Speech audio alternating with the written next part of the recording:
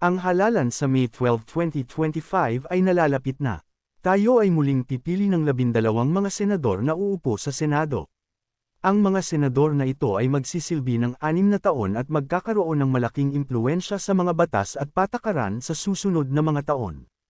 Pinag-uusapan natin dito ang lahat, mula sa ekonomiya, pangangalaga sa kalusugan, hanggang sa edukasyon at seguridad ng bansa. Tayo ay pipili ng mga opisyal na gagawa ng mahahalagang desisyon para sa mga mamamayan at para sa ating bansa. Maraming mga naghahangad na makakuha ng upuan sa Senado. Mayroon silang kanya-kanyang partido na katulong nila sa kanilang mga layunin na manalo sa halalan. Mayroon din mga kandidato na piniling maging independent. Subalit mas kapansin-pansin at nakaagaw ng atensyon ang mga kandidato na inindorso ng ating Pangulo na si Bongbong Marcos at ganun din ang mga kandidato mula sa pangkat ng dating Pangulong Rodrigo Duterte. Sa video na ito, ating kilalanin ang mga kandidato ng bawat partido o pangkat. Sino sa kanila ang sa tingin mo ay mas yamado?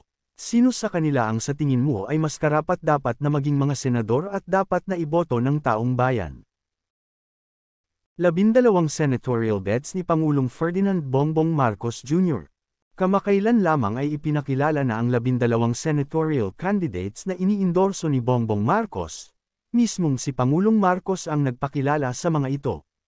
Una ay ang mga dating senador na si Manny Pacquiao, Ping Lacson, at Tito Soto.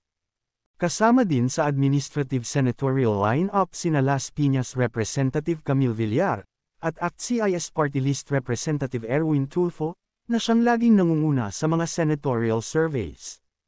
Kasama din sa mga nagnanais makakuha ng pwesto sa Senado ay sina Makati Mayor Abby Binay, DILG Secretary Benjer Abalos. Bahagi rin ng line-up ang ilang mga re-electionist na sina Pia Cayetano, Lito Lapid, Bong Revilla Jr., Francis Tolentino at Presidential Sister Amy Marcos.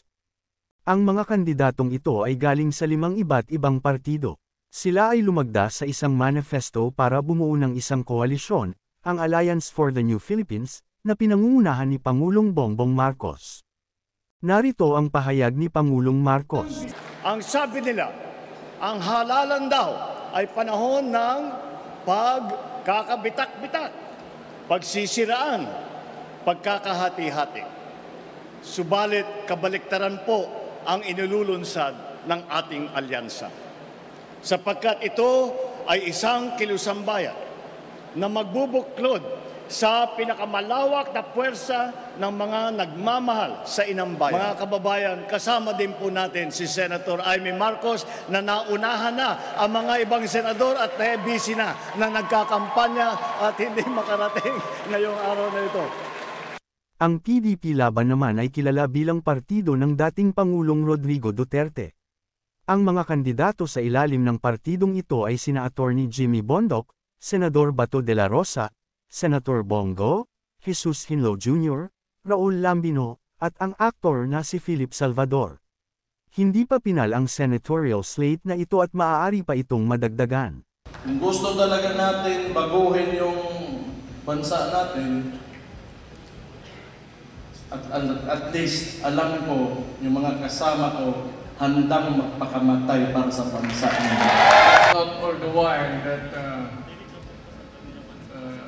the party, PDP, at this time would be ready to announce a senatorial slate. At least, ilang yung tao na galing ng PDP na gustong tumakbo. PDP ako, maraming nag-join. Masaya ako. Pero nung hindi na ako na presidente, iniwan na ako. Hindi na ako masaya. Ganon talaga. Pero yung mga tao ng PDP noon at nagpaiwan hanggang ngayon, laki ng respeto ko rin. Kaninong partido o grupo ng mga senatorial candidates kaya ang mas mangangibabaw sa darating na eleksyon? Kung kayo ang tatanungin, sino sa tingin ninyo ang magkakamit ng tagumpay, ang BBM senatorial line-up ba o ang PDP laban na partido ni dating Pangulong Duterte? O baka naman yung mga independent na kandidato o mula sa iba pang partido? Ipaalam sa amin ang inyong saloobin tungkol sa ating video sa pamamagitan ng pag-comment. Paki-share na din ang ating video para mas marami ang makapanood at makapagbigay ng komento.